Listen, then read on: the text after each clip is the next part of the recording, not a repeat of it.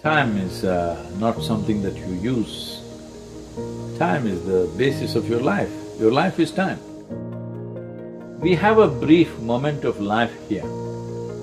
Both in terms of time and space, we occupy just a speck in this cosmos. Right now I can say I'm living, or I can say I'm dying, because both are happening at the same time. The process of death is on, one day it'll be complete.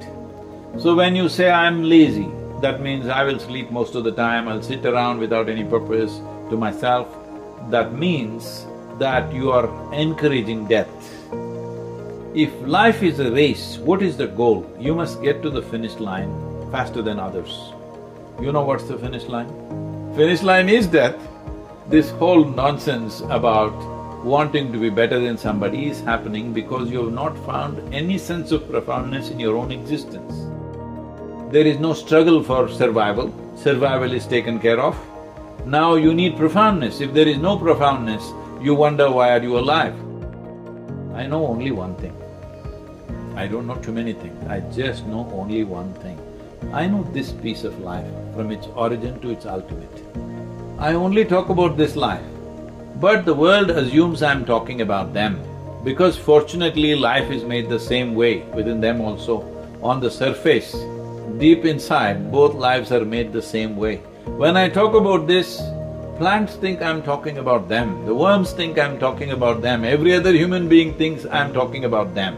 I am only talking about this because this is the only thing I know. You've seen the entire world only within you. Everything that you saw, heard, smelled, tasted and touched happened only within you. So your whole experience of life is only happening within you. If you know this life, in reflection, you know everything in that sense. But actually you know only one thing, rest is all imagination. Well, most things that human beings do are not done consciously, unfortunately. It is mostly compulsively done, and that is the whole problem with humanity. With the level of intelligence and competence that we have, the moment we function compulsively, we become destructive. If you become conscious, naturally you will curtail so many of your actions because they are absolutely unnecessary. Either you're trying to be better than somebody, which you can never be, and or you're trying to do something in competition with the rest of the world, wanting to prove some nonsense that nobody's convinced about anyway.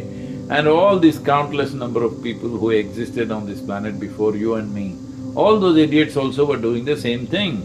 But where are they now? They're all topsoil. You and me also will be topsoil after some time.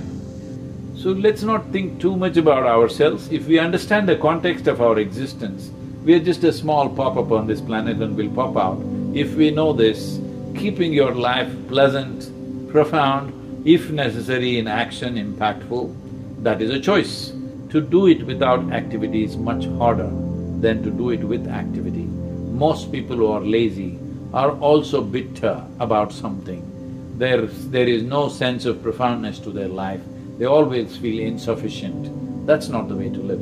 If you're very pleasant and you have a profound experience of life, you have a right to do nothing, absolutely nothing. Time is a very relative experience. On a given day, you're very joyful. Have you noticed on that day, 24 hours, poof, went off like a moment. Another day, you're miserable or depressed, 24 hours feels like 10,000 years. So only miserable people can have a long life. So those miserable people raise all these kind of questions and make it like it's some great philosophy. Life is not a philosophy. Philosophy is a silly explanation to a life which is a phenomenon beyond all explanations. You can only experience this, you can't deduct it into your philosophy. The moment you deduct it into your philosophy, you become a constipated life. That means it happens little by little. It doesn't happen like an explosion. See, everybody knows what is needed in the world. The most important thing needed is, right now, we need pleasant human beings. Where should it start? With yourself. At least you become peaceful, joyful, loving, at least this much you become. Rest we will see what to do. Because there's only one problem on the planet, human being, isn't it? Human being is the flower of evolution, the peak of evolution. In terms of life, the heap of life that is there from microbial life to complex manifestation of life on this planet, you are on top of the world. But human beings are not experiencing their life like they are on top of the world. They are in the depths of misery compared to any other creature.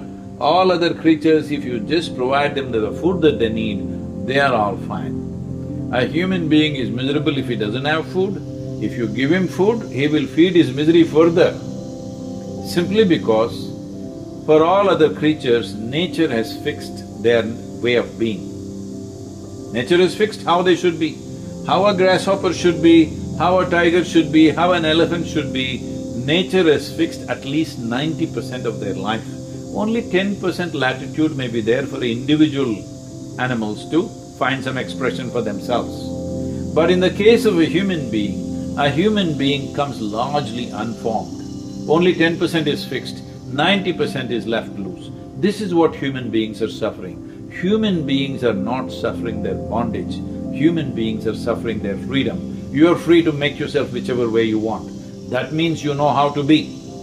If you know how to be, would you like to keep yourself in the heights of pleasantness or unpleasantness? Tell me.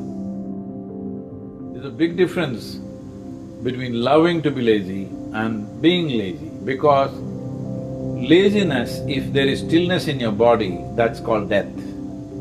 But if there is stillness in the core of who you are, then that is the source of life. There's a big difference. Only to create pleasantness in your surroundings, you need the cooperation of the people and the forces which are around you. But to create pleasantness of body, mind, emotion and energy is 100% your business. If this much everybody takes care of, then what to do in the world we can see. If there's something to do, we will do, otherwise let's take a walk, let's climb a tree, or go swim, or just sit still, do whatever the hell you want. But the important thing is, your life should be pleasant. Once you're pleasant, you're not satisfied with that, you will want profoundness of experience. Then you make your life profound. If it's pleasant and profound, you'll have no need to do anything. If something is needed, you will do it. If nothing is needed, you can sit here joyfully. What's the problem?